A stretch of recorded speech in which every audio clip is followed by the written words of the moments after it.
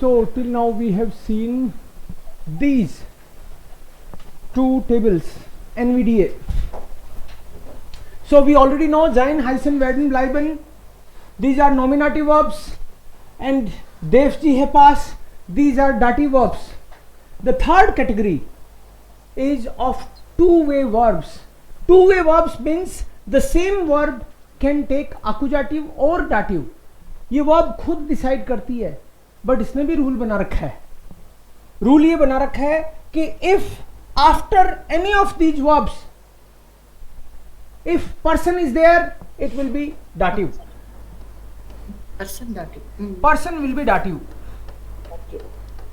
And if non-person, or you can say thing, it will be then accusative. Impersonal है कुछ, कोई thing है, ऐसे मान लो इसको. Thing will be accusative always. For example, if I say, उसका concept सीधा से इसका फॉर्मूला ये है, कौन किसको क्या, कौन किसको क्या. कौन means who, to whom, and what. So what will be thing, and it will be accusative, and whom, to whom will be person, and it will be dative. Suppose if I say I give a pen to you, so you is person and pen is thing. So there may be two. Yeah. Now there are two sentences. For example, I give a pen. I give you.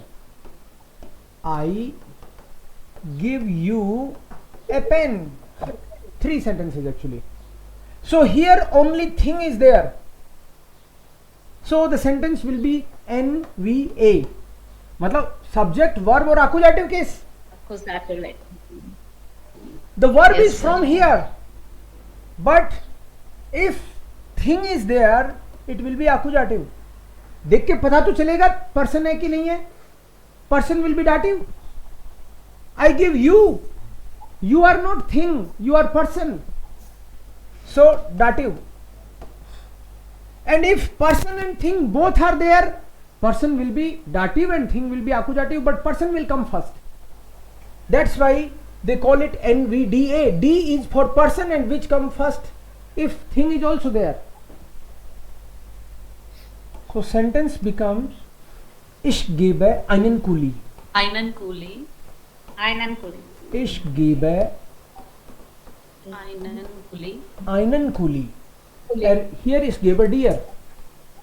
Ich gebe Dear. dear. Because person. Dear. Einen Kuli. Person dative. That's why. And here is gebe dear einen Kuli.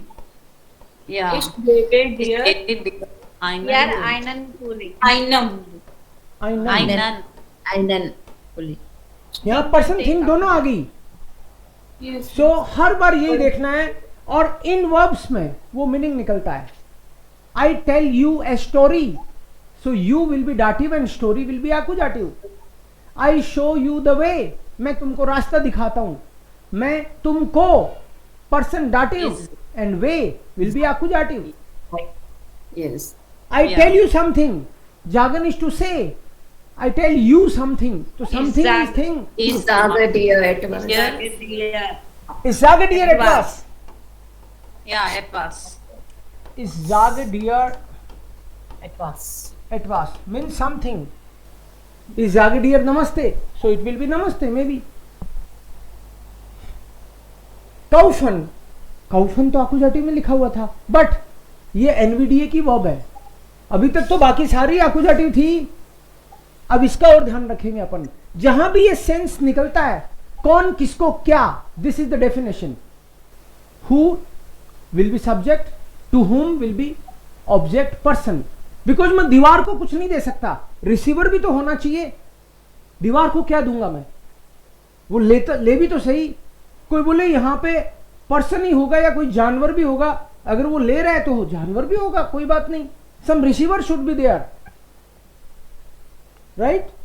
So, ich sage dir, ich gebe dir, ich kaufe. यहां पे इसका मतलब to whom, और कभी कभी इसका meaning ये भी निकलता है for whom. Normally the meaning will be to whom, and rarely the meaning will be also for whom. But there is a condition. If you use NVDA, there will be no preposition. In these sentences preposition is not allowed. Otherwise तो आप हर बारी फ्यूर फ्यूर करने लग जाओगे. So this also gives the meaning of for whom. Ich kaufe ein Auto. Ich Ich kaufe ein Auto. ein Auto. I am purchasing a car. But if I say I am purchasing a car for you, Ich kaufe Ich dir. kaufe dir. Ich kaufe dir ein Auto. ich kaufe dir ein Auto. Ein Auto. मैं मेरी wife के लिए car खरीद रहा हूं. Ich kaufe Meine Frau. meiner Meiner Frau. Meiner- Ja, Frau. Meiner Frau. Ein Auto. Ein Auto. Right. ये dative है. इसको आकुजाटिव कर दोगे तो ऐसे लगेगा कि मैं मेरी वाइफ को खरीद रहा हूं. ऐसे निकल जाएगा इसका मीनिंग. आकुजाटिव कर दोगे तो, राइट, बिकॉज मीनिंग तो फिर कुछ और ही निकल जाएगा ना, कि मैं कार खरीद रहा हूं. ऐसे ही ऐसे थोड़ी होगा. सो माइनर NVDA. सो Yes, sir. जैसे जैसे आप इसको रियलाइज करोगे आपको लगेगा कि ये वास्तव में बहुत इंपॉर्टेंट रूल है. है भी छोटा सा रूल. श्राइबन is to write. I am writing you a letter. Ich schreibe Ich dir schreibe einen dir einen Brief. Dear brief. Letter is dear brief. So ich Yeah, schreibe dir einen Brief. Einen Brief. Ich schreibe dir einen Brief. Ich sir who जो who है वो nominative होगा. always, okay. because who is doer, subject. Subject is nominative. Nominative की definition ही है subject. Over. So ऐसे ही I am sending you a packet. Senden and second का एक ही meaning है. I am sending you the email or a packet. I am writing you. I am showing you. verkaufen. बेच रहा हूं. तुमको नहीं, हाँ तुमको ही. मतलब I am selling you my house. मैं तुमको मेरा घर बेच रहा हूं. Ich kaufe dir. Verkaufe dir Ein Haus. Verkaufe dir. Ein Haus. Ich mein Haus. Mein Ich verkaufe dir. dir Mein Haus. mein Haus. तो ये सिंपल सा फंडा है एक्चुअली. अब इसके अलावा रिमेनिंग वर्ब्स को आप अकुजाटिव मानो. ये अपने नोट्स में भी दे रखा है. आपने जो देखा है ना नोट्स, हाँ. उसमें आप ध्यान से देखोगे तो कुछ एक्स्ट्रा डाटिव वर्ब्स और लिख रखी हैं. ध्यान से देखना आप. सो हेल्प ही मिलेगी आपको. क्या प्रॉब्लम है. सो बेसिक फंडा जो है सेंटेंस स्ट्रक्चर का यही है. अब आपके पास 5 मिनट और हैं. 5 मिनट में एक इससे भी बढ़िया चीज, बस 5 मिनट्स है. उसको बोलते हैं टेका मोलो. हाँ. वो टेका मोलो ये है प्लेसिंग ऑफ थिंग्स. टे का मोलो. टेका मोलो जो है ये सेंटेंस में कौन सी चीज कहां आएगी उसकी बात करता है. किसी भी सेंटेंस में सब्जेक्ट वर्ब ऑब्जेक्ट तो होगा ही होगा, but it talks about the placing. कौन सी चीज पहले कौन सी चीज बाद में. टे is actually time element. temporal.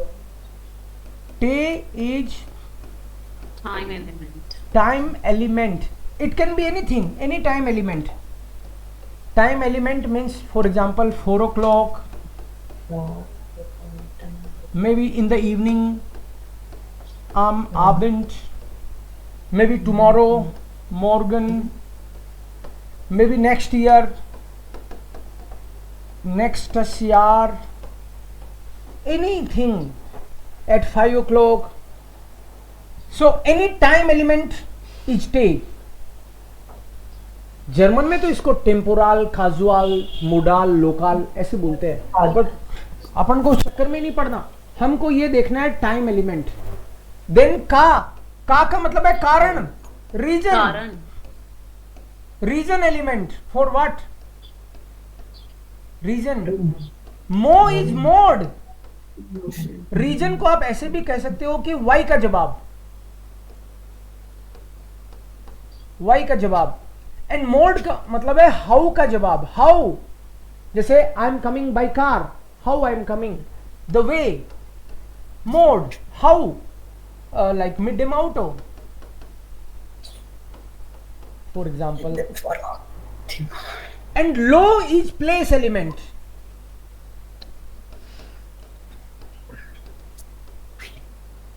place element का मतलब है वो हेयर, वो हिन, काइंड ऑफ, where, वो हेयर, वो हिन का जवाब। और इसको देखें तो हम वन का जवाब, कब, कब, किस लिए, कैसे, कहां, यही तो एलिमेंट है सेंटेंस में। तो सेंटेंस में तो एक्चुअली बहुत चीजें हो सकती हैं, बट इनकी प्लेसिंग का मतलब यह है कि normally you should write subject in the beginning, then verb normally, and then generally you write object, it's fine, उसमें कोई प्रॉब्लम नहीं है। बट मान लो किसी सेंटेंस में टाइम भी आ गया और प्लेस भी आ गया, देन यू विल प्रायोरिटाइज, आपको टाइम को पहले लिखना है और प्लेस को बाद में लिखना है, प्रायोरिटी उसकी डिसाइड करनी है अकॉर्डिंगली। जैसे कोई बोले मैं कल जयपुर आ रहा हूं, तो कल पहले आएगा, जयपुर बाद में आएगा, जयपुर इज प्लेस, कल इज टाइम, सो इसको मैं मॉर्गन नाख जयपुर, इश को मैं मॉर्गन नाख जयपुर, नाख इसलिए आया, प्रीपोजिशन में सिखाया था कि प्लेस से पहले, out of the city. So मॉर्गन का मतलब है tomorrow, this is time element and this is place element. ऑर्ट, लोकल। सो आपको इस तरह से, ये अगर चारों ही आ जाए तो इसी हिसाब से, मैं कल एग्जाम लिखने के लिए जयपुर आ रहा हूं कार से, चारों ही आगे, मैं कल एग्जाम लिखने के लिए जयपुर आ रहा हूं कार से, इश को मैं Morgan mit dem Auto, für die Prüfung your proof, Für die Prüfung mit dem Auto, mit dem Auto mit dem nach Jay. Auto nach Jaipur. Jaipur. तो इसमें सारे ही आगे, तो when these elements are there, हमको प्रायोरिटी देनी है, रेस्पेक्ट देना है। अब कोई ये भी कह सकता है मेरे को, सर मैंने तो टाइम को पहले भी देखा है सेंटेंस के, तो क्या वो गलत है? ऐसे नहीं कह रहा हूं मैं वो गलत है कि नहीं है। जर्मन में तो फ्लेक्सिबिलिटी है, किसी को पहले बाद में भी लिख सकते हैं अपन, but if you are confused, if you are not sure, follow this rule. Time you can write in the beginning also, time. For example, you can also write like this is here and this is here, no problem. Morgan comma is für die Prüfung mit dem Auto nach Jaipur. Okay. So yeah, is it okay? हाँ sir, network चला गया था ना, तो मैंने leave कर दिया था, तो मैं भी ज्वाइन किया। सर ये टॉपिक कौन सा वाला है? कंटिन्यू कर सकता हूँ। ये टेको बोला क्या है, ये कह रहे हो क्या? हाँ यस सर। ये एक्चुअली कोई टॉपिक नहीं है, ये हम लोग ऐसे डिस्कस कर रहे हैं कि प्लेसमेंट ऑफ थिंग्स, कोई भी सेंटेंस में प्लेसमेंट कहां होता है, कौन सी चीज कहां आनी चाहिए। So normally again and again we see these 4 elements in the sentence. Sentence में generally there is time related thing, there is reason related elements, आर्ट एलिमेंट्स, आर्ट का मतलब भी वही है, द वे, हाउ का जवाब, क्वेश्चन के हिसाब से देखो तो वन का जवाब, वाई का जवाब, व्हेन कब, and how and where. So we should put them in this sequence. एक ही आया तब तो बात ही खत्म है, वो आ जाएगा। 2 आ गई तो पहले किसको लिखूं? इनमें आपको प्रायोरिटी से लिखना है कि ये आए तो इसको पहले, ये आए तो, ये दोनों आए तो, उसका भी ध्यान रखना है। सो ये हमको ध्यान रखना है मेन चीज। अब एक लास्ट 1 मिनट की बात बस, फिर आप तो ब्रेक पे जाओगे, फिर सीधे ही अपन 1:15 पे मिलेंगे उसके बाद में। बट एक इंपॉर्टेंट पॉइंट, कभी कभी आपको लगता है सेंटेंस में आप देखते हो आम, इम, ये बार बार आते हैं सेंटेंस में। ये आपको लगाने आने बहुत जरूरी है। 2-3 चीजें, तो तो टाइम के पहले आता है, ये तो आपको पता ही है, टाइम से पहले, जैसे फिक्स टाइम से पहले। टाइम का मतलब है फिक्स टाइम। जैसे कोई बोले 3 बजे मिलते हैं अपन, जैसे अभी बोला ना मैंने 1:15 पे मिलेंगे इसके बाद में। सो wir treffen uns wir treffen uns नहीं बोलना, अच्छा इवन में हूं देव में, ओके। wir treffen सीधा ही बोलेंगे 13 Uhr 15, मतलब before time you should put as a rule.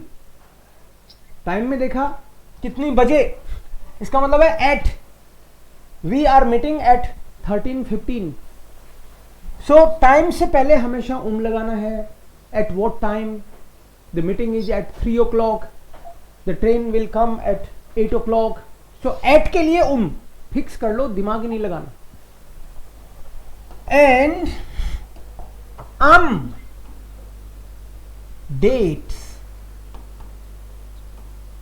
day, time of the day,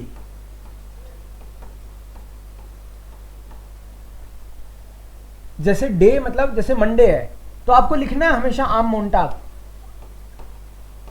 सोचना नहीं है विल मीट ऑन मंडे, तो आम को आम ही लिखना है, ऑन को। डे से पहले ऑलवेज आम, on Monday, on Sunday, on Tuesday, ऐसे। डेट से पहले फिक्स है आम, डे, डेट जैसे आम 13 का मतलब है 13 अप्रैल को, ऐसे भी लिख सकते हो आम 13 अप्रैल,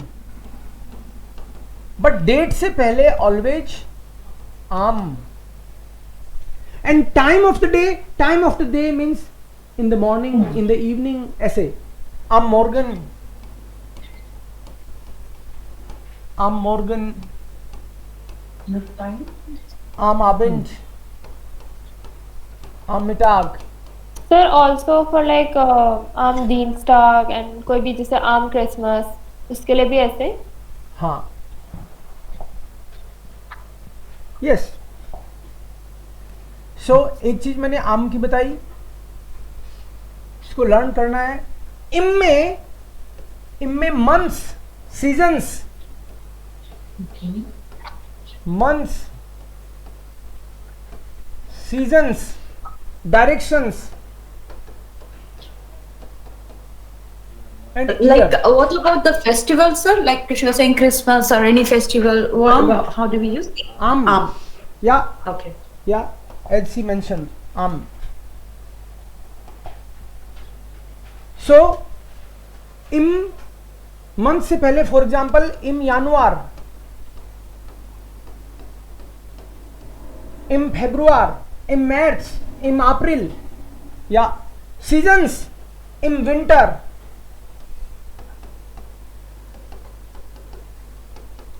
in winter, directions, in the east, in the west, so im Osten, im Westen, im Süden,